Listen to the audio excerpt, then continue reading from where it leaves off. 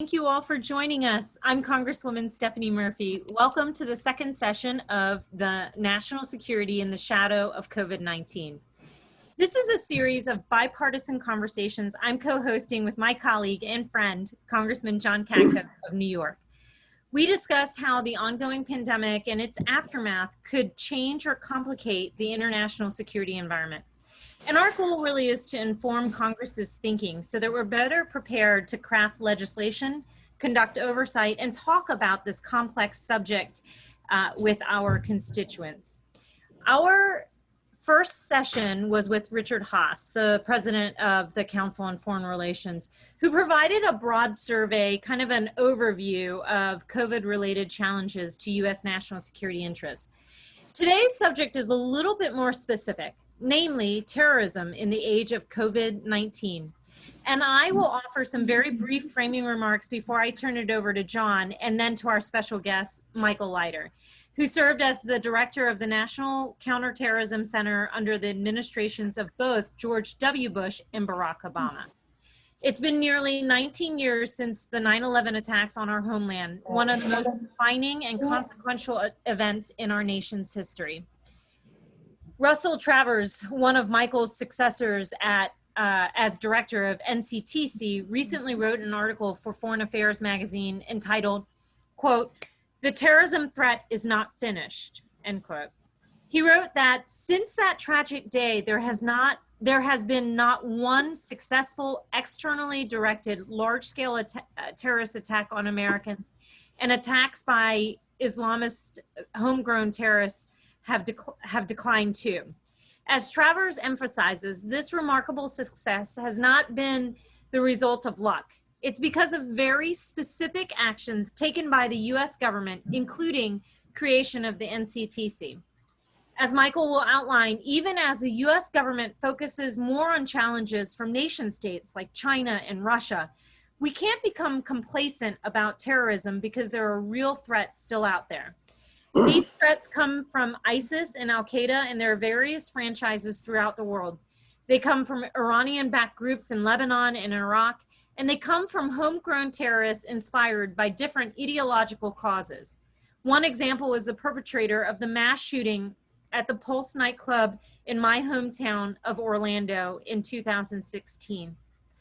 After outlining the threat landscape, Michael will describe whether and how these various threats may have changed in light of COVID-19. On the one hand, some of the measures taken because of the virus, like shutting borders and limiting public gatherings, may make life more difficult for terrorist leaders seeking to gather, recruit, and target large numbers of people. On the other hand, we could see an increase in terrorism because of bad prison conditions, virus-related conspiracy theories, growing societal frustration with lockdowns, and from the COVID-19 preoccupation of governments around the globe. In the longer term, the terrorist threat may worsen as a result of declining defense and law enforcement budgets and growing grievances against governments unable to protect and provide for their citizens. And finally, Michael will discuss whether the US government should adapt the NCTC model to the pandemic disease context. Like efforts to prevent and respond to terrorism, efforts to prevent and respond to pandemic disease demand a whole of government approach in which different government agencies cooperate and complement one another. Are there lessons from our successful bureaucratic efforts to combat terrorism which we can apply to US government efforts to prepare for the next pandemic? So Michael, thank you so much for joining us and sharing your hard-earned expertise. And now let me turn it over to John for his opening remarks. Thank you, Stephanie, for being a leader in this and allowing me to partner up with you in these most important conversations about terrorism and COVID and the intersection of the two. I look back to 9/11, I was thinking about it when you were talking, and I remember when I was a prosecutor in Puerto Rico, a couple of women that were friends of my sister-in-law were all stewardesses on American Airlines, and they would lay over in Puerto Rico, and they'd come to my house for dinner. And two of them were on the planes that slammed into the World Trade Center, and they were murdered before the plane slammed into the World Trade Center. So I think about that day often, and I think about them often, and I also think about the aftermath and what it's meant to our country and how we can never let our guard down. And then I think about what happens when we have a crisis in the US.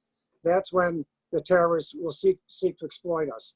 The crisis we have is not just in the U.S., it's worldwide in the COVID crisis, but it's caused a lot of vulnerabilities, I think, that I'm looking forward to hearing from Michael about. And I remember working with Michael. He was at the NCTC and meeting with him and other things. So I have an utmost respect for him. I'm looking forward to the conversation. And I hope all of you join in afterwards and ask questions and stimulate the conversation. We're in uncharted territories. This pandemic's a once in a 100-year pandemic. And if anybody can tell you, if anyone tells you how they know it's going to end, I think they're fooling you. And if anyone tells you that we're absolutely secure, then they're just blind to the fact that there are vulnerabilities that have been exacerbated. And then, not so much a subject of this conversation, but an adjunct to this is the fact that some of the police departments' budgets are getting cut. New York City's been cut by 1/6. And what does that mean for counterterrorism preparations and vulnerabilities in New York City? And does it enhance them? Those are all things that we need to think about going forward. But for today, I think talking about counterterrorism and COVID and where we are and what's the state of play from his view is going to be very important. I have a lot of respect for what Michael's done, and he's worked in administrations across the aisle. And that's kind of emblematic what Stephanie and I are trying to do here, is to forget about the swords and put them down and work in a bipartisan manner to try and get things done for our country. And I hope the media follows the fact that there's a lot more of us in Congress doing things like this than they realize. And it's not always volatile. It's not volatile with us. It's actually peaceful. We have good, productive discussions that lead to good, productive legislation. And that's what we hope is going to happen here. So welcome, everybody. And Michael, with that, I'll just say take it away. Look forward to hearing what you have to say. Well, Congressman Murphy, Congressman Katko, other members and other folks on the line, thank you so much. And let me just say, both as a former national security professional and as an American, nothing is more heartening to me than bipartisan efforts like this. The line is now overused, but when I was trying to find terrorists around the world, they weren't going to target a Democrat, they weren't going to target a Republican, they were targeting Americans. And the importance of doing these things in a bipartisan way, in a focused, serious national security way, and really based on facts, I think is absolutely critical. And in fact, one of the challenges we of course face going forward in our current media environment, current COVID environment, is the challenge of getting to facts, and rather than looking at things through a partisan lens, looking at them through a straight national security lens. And that's what I'll try to do. I will also note, although I served both President George W. Bush, as you said, and President Obama, neither one of them ever asked me what my partisan affiliation was. Not an interview, not in the Oval Office, never came up from either one. And I think that's a real testament to how nonpartisan, not just bipartisan, but nonpartisan these issues should be. So thanks for having me. Let me start, as Congressman Murphy said, I'll start with a little bit of a rundown of where we are. And it's incredible to think that it's been 19 years since 9/11. But taking stock is really important, because we also have to remember, Congressman Katko, in the same way that you said, no one knows how this is going to end. It's critically important to remember how uncertain things were on September 12th, 2001. How little we understood what had happened and how afraid we were of what could happen. And it's also important to remember the places where we had real success. So first of all, I think without a doubt, the post 9/11 counterterrorism effort was easily the largest concentration of US resources, strategy, and focus since the Cold War. And really, in terms of one targeted problem, other than the Cold War itself, it was the largest effort the US government made in a national security area since World War II. We were spending, although it was very hard to tell exactly how much the way the US government runs, we were spending over $100 billion a year on counterterrorism related issues in the years following 9/11. We created new departments, as you noted, the Department of Homeland Security. We created the National Counterterrorism Center. We ripped apart the US government in ways that, absent a major crisis, no one could imagine. Congress reorganized itself. Perhaps not as much as anyone would like it to do, but it also reorganized itself. And all of these things were incredibly heavy lifts. And overall, remarkably successful in that effort. Now, I will come back to the ways in which we weren't, but it's really important to remember the ways in which we were, because as you start to apply that to the post-COVID environment, both on terrorism and on COVID issues, I think there are some lessons to be learned.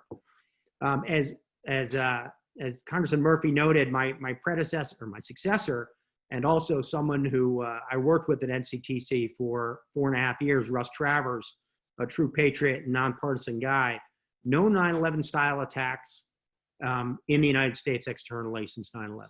If I had asked each one of you on September 12th, how many more attacks would we endure like 9/11? You might not have said 10 or 20, but you would have said a couple. And it's really a testament to the work of people in the counterterrorism community over the past 19 years. We did this, again, mistakes, we made mistakes, but we did it without mass incarceration. We did it without mass surveillance. Not perfectly, but we generally still tried to do it in a way that honored constitutional principles. And again, I think we made some mistakes there, myself included. But overall, a lot of this was done in a bipartisan manner. We didn't do it perfectly, but we engaged the community that we were also concerned about, the Muslim American community. Now, again, we also alienated that Muslim American community in the United States and abroad. But at least there were efforts, especially early on by President Bush, to engage that community. And that was a key effort. And we made huge sacrifices, whether it's Iraq or Afghanistan or people on the home front. We made a lot of sacrifices in blood and toil. People like Congresswoman Sherrill, who were part of the Global War on Terrorism and its successor. But these successes overall kept the vast majority of Americans safe. But as I said, it was imperfect. Counterterrorism was largely a blunt tool.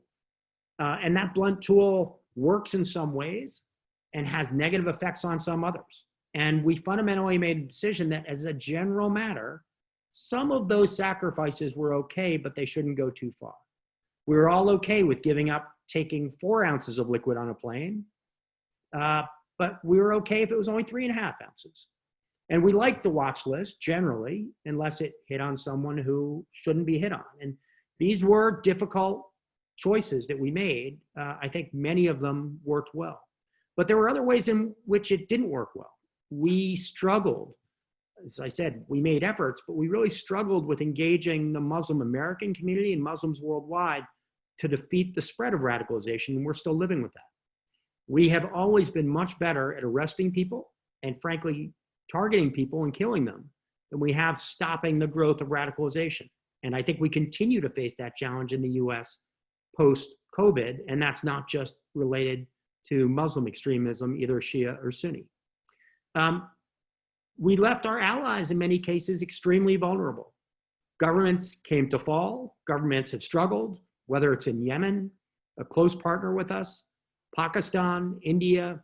We have seen regional conflict because we were not able to stem the tide of all terrorism. These are not great successes. As I said, we continue to see huge instability in some key areas of the world. Maybe not in our backyards in the way that we once feared on September 12th, 2001, but ways in which still affect US national security, whether it's in Iraq and Syria or in North Africa, East Africa, areas where the US and our allies still have interests. And we have not, although we have diminished the threat significantly directly against Americans, we have not diminished the degree of radicalization and instability in a way that does not still pose complex national security problems for the US abroad. Now, I told you a little bit of good, a little bit of bad, but let's fast forward to where I think we were pre-COVID. Clearly, some combination of President Trump and President Obama were jointly successful, and President Trump most recently at defeating ISIS and the caliphate in Syria and largely in Iraq. And I think that was very, very important. And in truth, I don't want to make this about a party thing of Republicans versus Democrats. It's very easy when you've spent 4 or 8 years in office to not realize that things might be getting worse and more might be done. So I'll go back.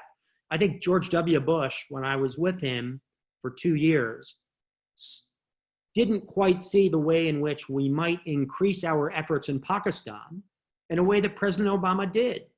And President Obama did pick up the pace of strikes and aggressiveness in Pakistan, which led, in my view, to largely the defeat of organized al-Qaeda senior leadership in that region.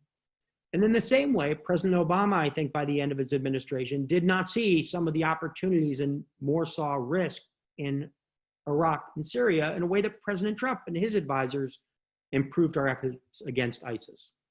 That's the good news. The bad news is, of course, ISIS and al-Qaeda in Iraq and the remnants of al-Qaeda elsewhere are not gone. They are certainly underground more. They are not the same threat, but they have shown incredible resilience over 19 years. And dare I say, in some ways, more resilience than we have, because some of the victories that we've had in places like Syria, in my view, have been put to risk by premature declaration of victory and withdrawal in a way that these terrorist organizations know they will be there and they will fight another day. And we often forget about that resilience. And I think pre-COVID, we started to have some of those failings. Second, clearly Iran continues to be an extremely malignant force, largely located in Iraq and the way in which their affiliates have targeted US and Iraqis to destabilize Iraq, but continuing to support Hezbollah in a deeply destabilizing way in other parts of the world. I have to really stress, Iraq and Hezbollah are a vastly different terrorism problem than Sunni extremism as epitomized by ISIS and al-Qaeda. We should not confuse the two because in my view, they require very, very different approaches. One is fundamentally a state-sponsored threat and it requires pressure against the state of Iran. The other is truly independent of any state and requires direct action by the US and its allies. Third, homegrown radicalization continues to be a real challenge. And this is where, I'll come back to this, where I think COVID has made the challenge worse. And it's consistent with a lot of what we've seen in public discourse outside of Islamic terrorism. And I think radicalization in the United States and elsewhere is one that may be quietly suppressed now through all of the changes in society via COVID or because of COVID, but I fear is actually growing in a way that we do not currently see it. Linked to that, of course, is the continued growth over the past several years of non-Islamic motivated political violence. And let me just stress here, it's a good moment to pause. When I say Islamic terrorism, I can't stress enough, I do not associate with the religion of Islam with violence. To me, these are ideologues who have skewed a world beautiful religion into something that is violent and is deadly. I'm using this as shorthand only to associate it with Sunni and Shia extremism who call themselves Islamic terrorists, but are not actually religious in that way. But the non-Islamic political violence that we've seen in the United States and in Western Europe over the past 2 years has grown in very troubling ways. And again, I'll come back to this. I think COVID is worsening this significantly. Finally, a piece which is enabling terrorists of all stripes is the continued expansion and accessibility of internet and information computing technology in ways that makes it very, very difficult for the US government and our allied governments to keep up. In the same way that people become more and more isolated through the internet, so do terrorists. And this provides a method of radicalization, but it also provides a method of secure communications, which I expect will continue to challenge the United States and our allies. And it is one that we have certainly not yet solved. So that's where I think we are. I think we grew an incredibly talented set of people and organizations to combat a traditional terrorism threat. We were pretty darn successful at it. We clearly made some missteps and miscalculations, but we came out to a place where the direct threat is relatively low today, in my view. The threat of radicalization is growing in certain ways, and we continue to face, both in the US and overseas, some really destabilizing factors. So where does that then leave us very specifically post-COVID? The first piece, which I think is by far the most important, is the isolation and radicalization that we're starting to see in the United States and elsewhere around the globe where COVID has forced people into their homes and less interaction. And this is on the left, it's on the right, it is Islamic inspired, it is all of these. We all now live in our COVID bubble. And those COVID bubbles tend to become more and more isolated. And it's a world where, not to paraphrase, but where alternative facts start to take hold. And alternative facts are deadly dangerous when it comes to radicalization. Now, let me give you a little analogy to what I think was an incredibly important paper NCTC produced back in 2008 or 9. And it was the differences between radicalization of Muslims in the United States and radicalization of Muslims in the UK. And those two communities had very, very different outcomes. Now, on the bad side, on the UK side, we saw very high rates of radicalization. And why did we see that? The communities tended to be extremely isolated. They didn't interact with non-Muslims nearly to the extent that American Muslims did. Second, economically, they were far worse off than their non-Muslim UK brethren. And third, they still identified first with their home countries and Islam rather than being UK citizens to the same extent that non-UK Muslims did. So you then compare that to the US communities. What did we see in the US Muslim communities? Vastly more integrated, living side by side with non-Muslims across the country. On a per capita basis, actually economically better off than non-Muslims in the United States. And last, thinking of themselves as Americans first, and being Islamic was their religion. So those differences, we attributed the significant higher rate of radicalization in the UK to those differences. Now, if we map that to a post-COVID era, I think we end up with a very worrying position. And I say that, again, not just about Muslim-inspired extremism, but any extremism of any sort. COVID has isolated people from their neighbors, from people who aren't like them. They tend to go to their same news sources, their same websites. That is a recipe for radicalization. Increasingly in the political dialogue in the United States, and I will leave the real political analysis to the professionals on this call, but at least from this outsider's view, what do we see? Less and less talking about being an American, rather talking about what partisan camp you come from. And third, we clearly see economic displacement from COVID.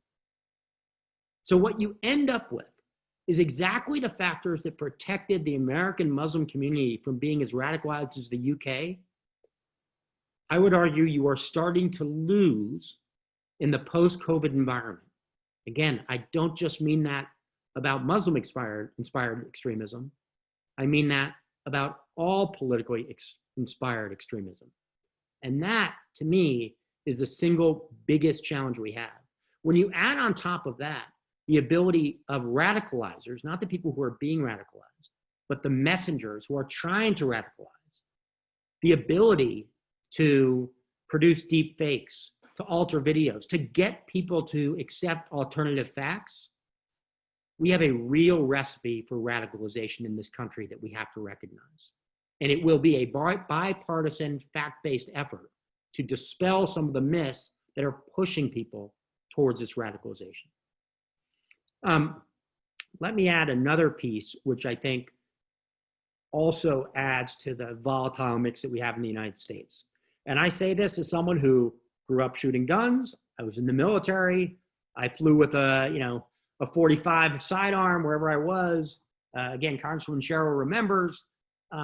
But the availability of weapons makes for a very deadly mix.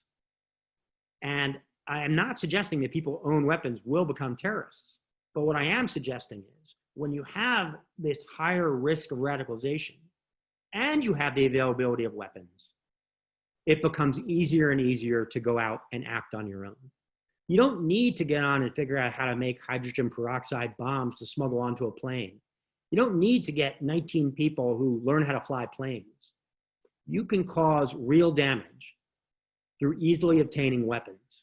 And I will say to you that, again, not trying to make this political, my European and Asian colleagues, when I was the director of NCTC, would always put their arms around me and say, Mike, we may have a radicalization problem, but I don't know how you deal with all the guns. And as a counterterrorism professional, you have to think about the weapons that are out there for people. And of course, they can use trucks, they can do other things, as we've seen in the United States, as we've seen in Europe. But I do think the ever presence that we've seen of weapons, even around protests, it becomes very hard for counterterrorism and law enforcement professionals to figure out who's carrying what and what they want to do with it. It makes the problem that much harder for the counterterrorism team.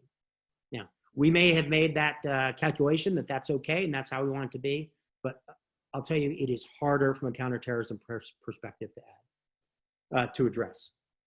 So that's my first post-COVID point, that isolation radicalization. Second, along with that, we are certainly seeing higher risk of political failure, putting aside the United States for now, political failure outside the United States because of instability, which has been aggravated by COVID. Iraq and ISIS in Syria are, of course, the epitome of that, but we have it just as badly in Yemen, other areas of risk in North Africa. Somalia continues to be unstable in many ways. And COVID provides an opportunity for terrorist groups to act much like Hezbollah did in the 80s and 90s. They can become the state. When the state starts to fall down on the job, if ISIS says, don't worry, we can get you oxygen, we can be your state, we can support you, that is an amazing message for a terrorist group to be able to make, and it's an amazing opportunity to win over adherents. So political stability in the area post-COVID will pose greater challenges for us and greater opportunities for the bad guys to find avenues to make themselves relevant. Again, this is what Hezbollah did, and Hezbollah did this incredibly successfully and has maintained power in a place like Lebanon for 30 plus years because of it. Finally, I think there's another piece of political failure which we have to face. The US cannot be everywhere, and especially when it comes to terrorism, this has always been a team sport. I think there has been some fraying of those relationships. Now, the counterterrorism relationships, in my view, are the strongest ones out there. They will survive longer than any other political debate. And I can tell you that because in the darkest days of US-Russian relations, or when we couldn't call them French fries, they were freedom fries, and we didn't want to talk to the French anymore, those security counterterrorism relationships stayed very strong. But we shouldn't take that for granted. We have to appreciate that our international partnerships are critical for us because we need these partners overseas to detect the threats and protect our homeland with us. So this is not to say that we shouldn't always think of America first, but in my view, the way on the terrorism front that we think of America first is to also strongly partner and empower our allies. Next, it's impossible to talk about post-COVID without at least thinking about biological weapons. Now, I do not think that COVID can be weaponized. Frankly, I don't think it has been weaponized. That is not my point at all. But it doesn't take a genius to see the ways in which COVID has brought much of the globe to its knees. And to the extent you have organizations, formerly Amishin Rikyo in Japan, but also organizations like Al-Qaeda who had relatively advanced biological weapons programs, there will be, in the next 5 years, in my assessment, a terrorist organization that sees what happens in COVID and says, this is a way that we can have a vastly broader impact than simply by shooting people, hitting them with a truck, or building bombs. We will see a resurgence of trying to weaponize biological weapons. It will likely be simple stuff. It will be ricin, it will be anthrax, but it will happen. And it will still be difficult for them to pull off. But it is true that it can have devastating effects, and it can certainly have devastating psychological effects in the period post-COVID. So we have to maintain, obviously, our focus on COVID, but we can't get completely pulled off some of the other potential biological weapons threats we have out there. Last but not least, resources. And first of all, I don't want to be the counterterrorism guy which says you should never take away counterterrorism. In fact, I think you should. I started saying we were spending $100 billion a year in the years after 9/11. I don't think we need to continue to spend that much money. I think there are other threats. I think the challenges posed by China and Russia are far more significant. A need to modernize our military, or all sorts of things that we have to pay for in the national security space, not to mention the domestic space and the funds required to recover from COVID effectively. So counterterrorism should, as a set of resources, be shrunk in my view. The question is, can we as a government do that intelligently? And I so hope so, and I hope groups like this can get traction on that. But I fear the worst, because what we generally see in an era of budget cuts in the US government, and I have lived through this in the executive branch, is each department and agency reverting back to protect its own. They will protect their own troops. They will protect their own law enforcement officers. They will protect their own intelligence capabilities, as opposed to saying, let's look at everything as a mission. Look at all of it as a counterterrorism mission. How can we optimize what we will have? How can we focus on the mission rather than the department or agency? And let's face it, not to blame you all, but Congress is a huge part of this problem. You allocate money, you appropriate money by department and agency, not by mission. You don't have a counterterrorism budget. If we do this seriously and say, what from DOD should go away? What should go away from the Department of Homeland Security? How should we support the NYPD? Where should we prioritize places that are still high priority defensive targets and take away from other areas? If we do that well, I have no doubt that the US government can maintain the capabilities and evolve them to address the technology issues, to address the biological weapons issues, to look at radicalization and isolation through a different lens, to worry less about large-scale attacks coming from overseas and worry about right-wing and left-wing radicalization. If we do things in a dumb way, in a department-by-department way, we will absolutely be left far worse off than we are today with an evolving threat. So I think we can do this right, but it will have to be through a really comprehensive look, starting with the executive branch, of understanding what the counterterrorism resources are, rationalizing that, taking the limited resources we have and applying them to the highest threats across departments and agencies. And there will have to be an equally collaborative effort within the Congress across appropriators and authorizers to try to do the same thing. So let me pause there to start to open up. I know there were some questions you had before, but again, I just want to thank you for doing this in such a bipartisan way, and however I can be of assistance, I certainly am. Michael, I want to thank you. It was just a great table setting for the issues, and you opened up a lot of issues there. And I have a question in a moment, but before I do, I want to remind everybody participating that we invite questions from the attendees. Members, please signal your interest in asking a question by using the raise hand feature on Zoom. It's in the upper right-hand corner of your screen. Stephanie or I will call on you when it's your turn. And for staffers or other attendees, if you have any questions, just type into the Q&A feature on Zoom as well. And we are monitoring that channel and look forward to having you included in the conversation. When you were talking, Michael, I thought a lot about 9/11 and what happened after that. I was a organized crime prosecutor at the time, and when it happened, it was clear that one of the great failures was a failure of exchanging information between agencies, not just gathering the information, because a lot of information was there. We just didn't filter it and we didn't exchange it. So at U.S. attorneys' offices across the country, there's now well-entrenched JTTFs, which are the hallmark of the domestic side. We have the NCTC, we have all kinds of international cooperation that we didn't have before. And I would dare say that the exchange of information in and of itself is probably the best tool we have, and we cannot forget that going forward.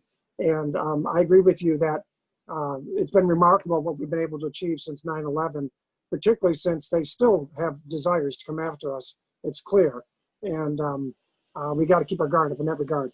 One thing you hit on to me that was, it seems to be more COVID generated, and I don't know if I understand the dynamic enough, and that is this whole quote unquote isolation, radicalization, and I think about white supremacists and white nationalism. I think about perhaps domestic terrorist groups that are now getting more emboldened and getting more violent and burning buildings. And I don't think all of it is simply homegrown. And I don't know if you know enough from your position now to tell us how much of an influence the international groups are over the internet. I mean, I know before COVID, white nationalism was on the rise by people overseas fomenting white nationalistic tendencies here in the US. And I know Iran, I know Russia. They would very much like to foment that discontent here. And I'm sure they're doing it over the internet. To what extent, I don't know. And I think the greatest lacking of proper attention is in the cyber realm for us. And I think that, moving some of these resources to the cyber front is going to be very important. But I just want to hear from you. What's your take on the intersection between COVID and the people being cooped up and people getting angry, and that anger fomenting into violence now, and some of the nationalistic tendencies we seem to be on the rise? And I know everyone's laid at the president's feet, and I don't want to get political either. I think it's much more deep than that. And I think foreign actors are probably more adept at doing this than we realize. And I wonder if you could comment on that a little bit. Sure.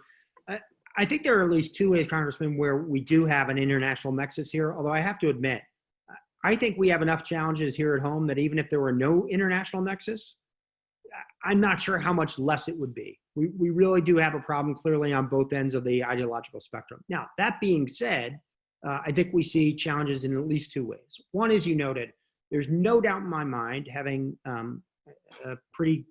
stayed quite close to this, the Russians especially are extremely adept and have purposefully sought to create these schisms.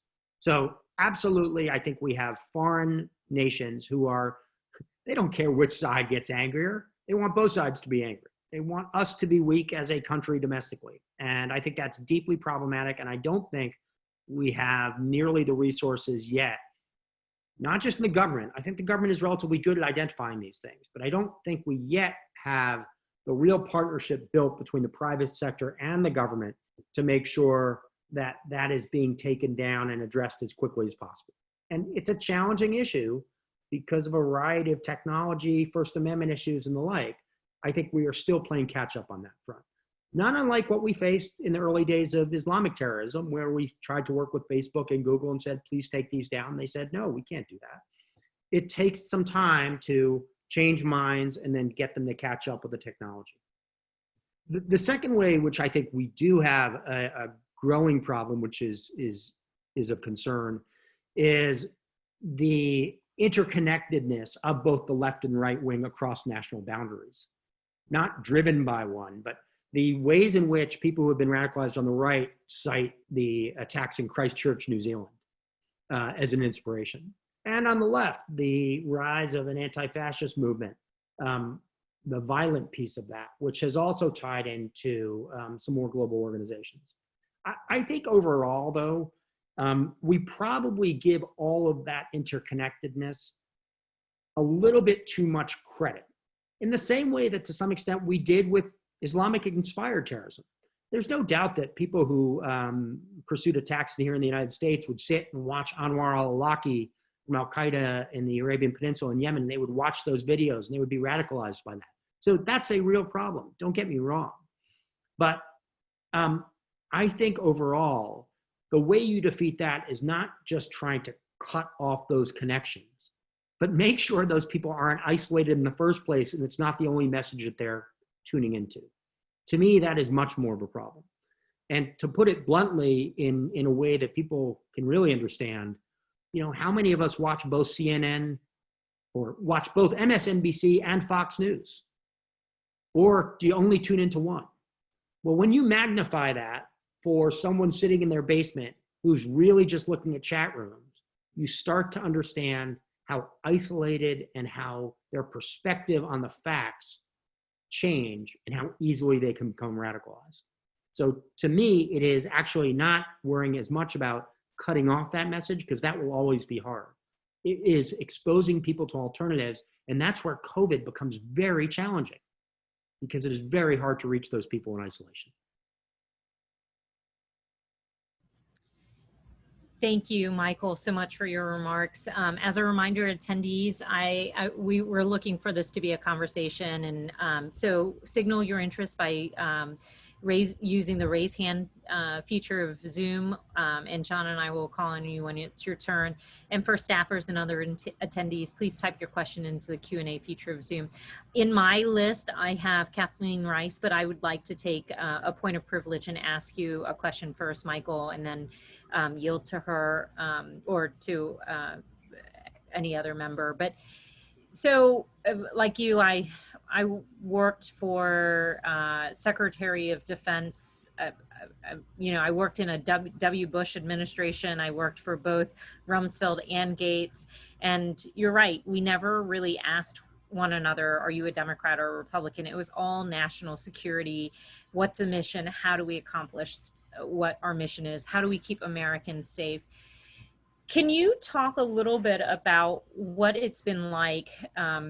Because it feels to me that the partisan nature and sort of the partisan rhetoric and bickering has started to bleed into national security in a way that didn't exist when I was working at DOD. We would never imagine that if Congress, Republican or Democrat, asked us for a QFR or whatever, we wouldn't jump and respond. And now we're talking about not getting briefings on important intel topics. Can you just talk a little bit about what you think the partisan nature of our current politics, that impact on our ability to conduct counter intel and counter terrorism operations in a way that keeps all Americans safe? What's that impact been? And if I think about the aspects of our politics today that make me most concerned, this is it. And to put everything on the table, I've written some, pretty harsh articles, I would say, in the past, at least for me.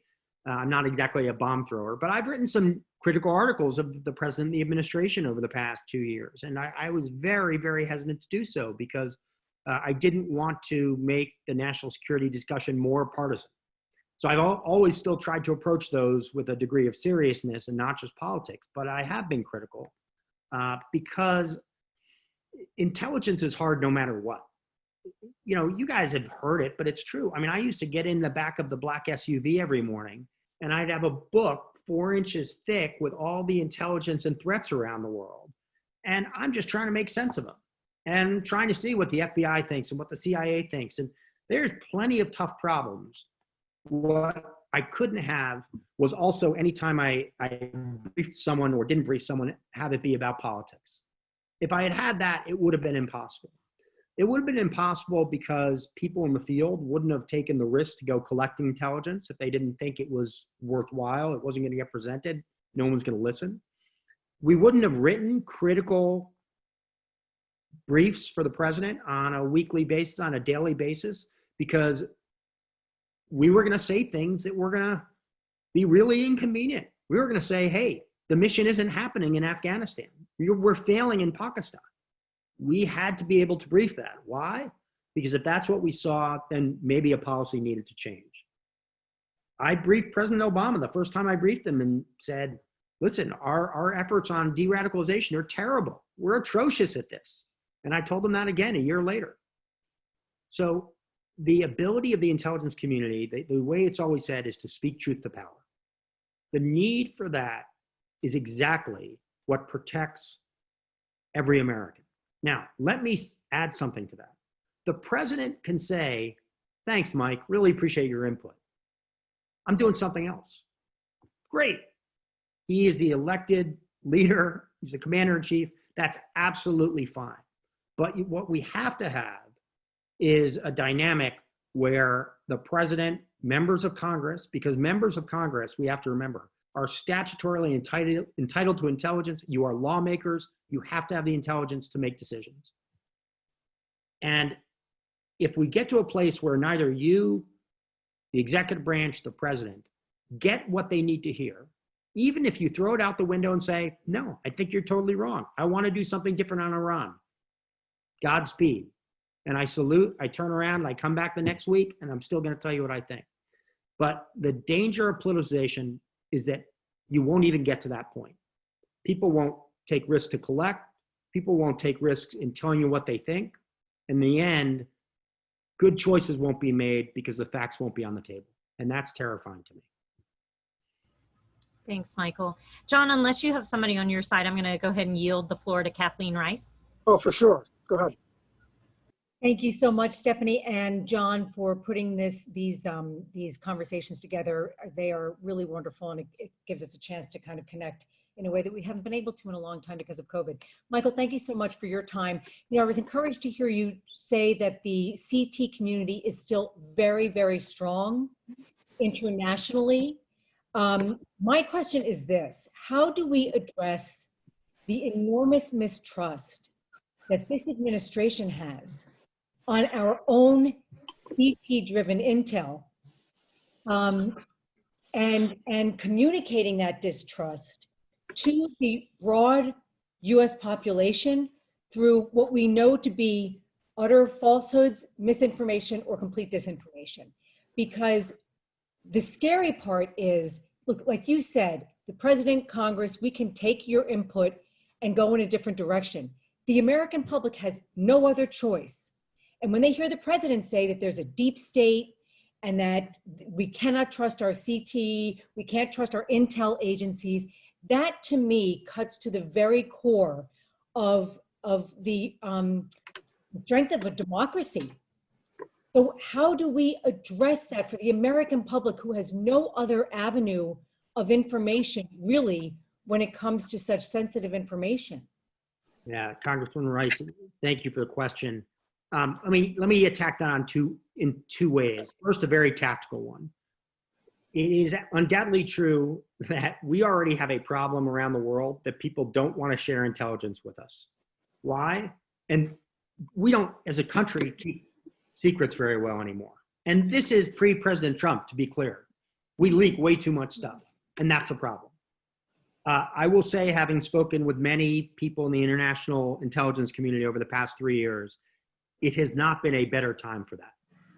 The inability to speak precisely and protect sensitive information is a huge problem for us to receive that information in the first instance. So there's an issue there. By the way, we have plenty of criticisms on our own end about the way in which they may use Chinese technology to also make information insecure. The two are related but distinct. So we have lost trust, and that is a big problem for counterterrorism, for counterintelligence, for every threat we face. We need our partners. Now, in terms of how do you build trust, listen, this has been a pet rock of mine for some time, I have to tell you. Intelligence is different than everything else our government does. You know, CDC, HHS, whatever. You guys have hearings, you should talk about it. It is sunlight. Bring the sunlight and get the information out to the public. You can't do that with intelligence in the same way. Intelligence has to operate in the shadows. And unfortunately, I do think that tremendous damage is done to the intelligence community, and hence, when the intelligence community is hurt, the American people are hurt, if we encourage distrust. Encouraging distrust leads to people not doing their jobs, leads to people not wanting to be a part of the community, not joining the community, and not going out and taking risks. Now, how do we solve that? This is not to say that people can't criticize the work. I have been criticized for some of the things I fouled up. I didn't get all my calls right. I get called in front of Congress. You should criticize, you should investigate, you should do that professionally. And I hope that HPSI and CISI continue to do that in relatively nonpartisan, bipartisan ways. That is good. I think the Senate Select Committee on Intelligence should be commended for their bipartisan assessment of the Russian threat to our elections. So oversight has to happen to create trust. Transparency cannot. And I don't think that sort of ad hominem or non-factual criticisms from anyone in government, but simply accusing folks of a deep state or conspiracy, it certainly doesn't help solve any problems that the intelligence community has, and it has plenty. It does nothing there. And it does, in my view, increase distrust by the American people in a way that is not helpful to protecting national security. Stephanie, I think the next person we have here is Ed Case. Wants to ask a question. Ed, go ahead.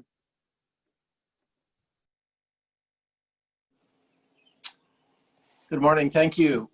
Thanks for the presentation. As I sit here in Hawaii, 5,000 miles away from most of you, I'm just a few miles from Pearl Harbor, where in 45 minutes we're going to celebrate the end of World War II on the decks of the USS Missouri, which is moored here in Pearl Harbor. And it causes me to reflect not just on the last 19 years since 9/11, but 75 years since the end of the war, where essentially we have secured the peace for 3 generations now, primarily because the United States remained engaged in the world as opposed to resisting the temptation to isolate and not be the leader of the world. And as I listen to you describe the risk of COVID-19 in a social isolation, political isolation, thought isolation exercise in our country and elsewhere, it caused me to reflect that actually one of the greater risks from my perspective is isolation, the temptation to isolation of the United States with the rest of the world, which we're going to go through. Whether it be an evaluation of what level of disengagement, with China economically, or just dealing with the own internal drive too often in our country to disengage and to focus on the home front to take care of our own with the COVID-19, which is a natural response, but counterproductive. I think we would all agree in the long run. And so your comments on how you believe that counterterrorism has remained strong as an international collective exercise are really, really encouraging. However, I wonder whether you are concerned that that kind of temptation towards isolation in our country geopolitically is going to catch up with counterterrorism, or already is, and what, if anything, we can do about it. I mean, it strikes me that if a bunch of countries out there decide to isolate, sooner or later, counterterrorism is going to get caught by that, which would be exactly the wrong thing. I think we would all agree. Congressman Case, thank you for the question. I sort of wish I were there with you. It is also one of the most moving places I've ever visited in my life, Pearl Harbor and the Arizona Memorial. And also for those of us in intelligence, obviously the Roberto Wohlstetter study of the failures of intelligence on Pearl Harbor, one of the great tomes ever about what really happened and what didn't happen and how you fix that. And for any counterterrorism professional who hasn't read that needs to go back to school. I think you are exactly right. There will be drives towards isolation. They already existed pre-COVID. They are clearly accelerating post-COVID. I tend to actually think that those will reverse relatively quickly post-COVID in most ways, because I think the wave of international engagement, economically, travel, individuals, once we're past COVID, is way too strong to be held back. But that is not to absolutely agree with you that we have a risk of purposeful political isolation, which would be deeply problematic for intelligence. The China piece, I think we're going down that path pretty rapidly. I have my own strong views about whether we should and the ways we shouldn't, but we'll leave that for another day.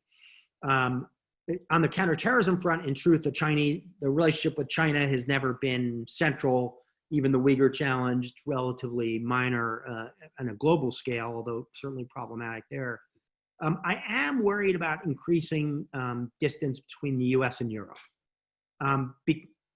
That is absolutely the central partnership between the US and Europe, and then between the US, Europe, and the Middle East, and also to a great extent, North Africa into East Africa.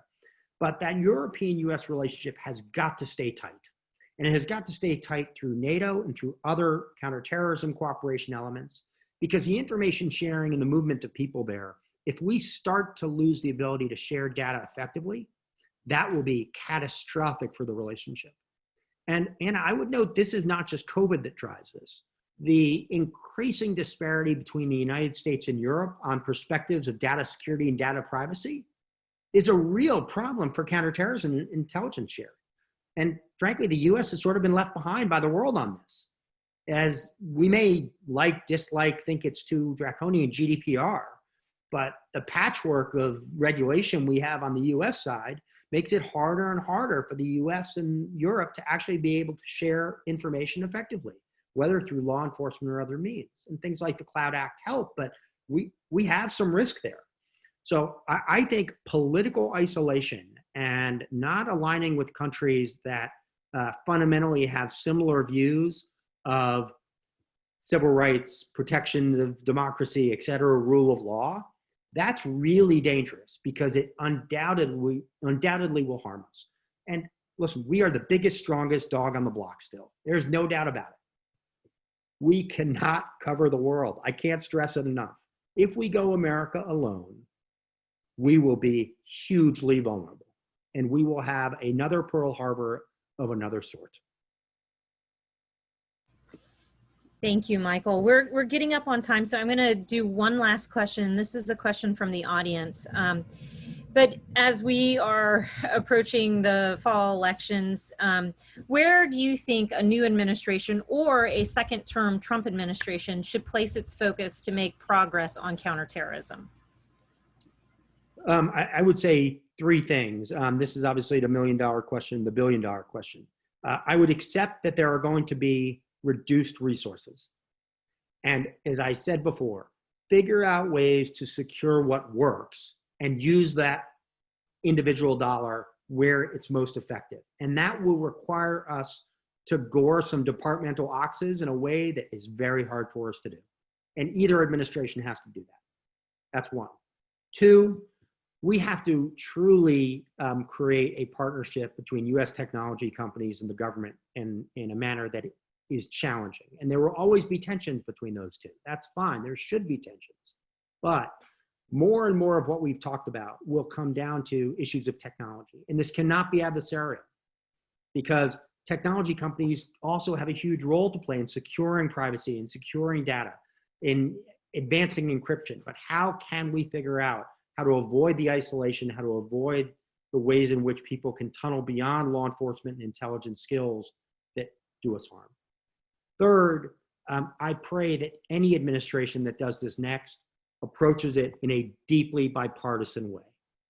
We, of course, have to investigate things that have gone wrong in the past. People should be held accountable. We should improve our systems and our processes. And then I pray that we can turn the page on the past 4 years of accusations and counter-accusations and get intelligence back to a relatively, it will never be perfectly, but a relatively nonpartisan place. Great. Thank you so much. Thanks for laying out a roadmap for what the next administration and the next term of Congress should look like. I think on the front about streamlining the spending, we could look to counter drug spending as a model, because we allocate amount of money towards counter drugs, and then it's dispersed across a number of agencies. And if you're really looking at a whole of government approach, that might be a model for us to follow. Yeah, I'm glad you agree. But I just want to say thank you so much for joining us, and thank everybody for taking the time to be with us. I know, Michael, you are joining us from vacation, and so that means a lot to me that you took some time out to be with us. But I think this was an important conversation with a lot of interesting points that we should take with us as we look as legislators on working on an issue that clearly hasn't gone away yet, some 19 years after 9/11. So again, just thank you, and thank you to all of my colleagues, and then I'll yield to John for closing remarks. Yeah, thanks so much, Stephanie, for being a leader on this. And Michael, thank you for being here as well. As Stephanie was talking, I was thinking, this is what we didn't do before 9/11. And in the cyber realm, as as a ranking member on the cybersecurity subcommittee, we're anticipating better than we did pre 9/11 on the cyber front. They just had the cyber solarium. A lot of bills are coming up in that regard. And this thinking forward and trying to anticipate is exactly what we need to be doing in the counterterrorism realm all the time. So I hope we have more of these discussions, and I hope you're part of them, Michael, because it was very informative and very thought-provoking. And I just want to say, Stephanie, my buddy, good job, as always. It was great. And I yield back. I just want to thank you. Thank you for having me. I am at this group's disposal with one condition, and it doesn't matter if I'm on vacation or anything else. Well, two conditions. One, that I can go visit Congressman Case sometime.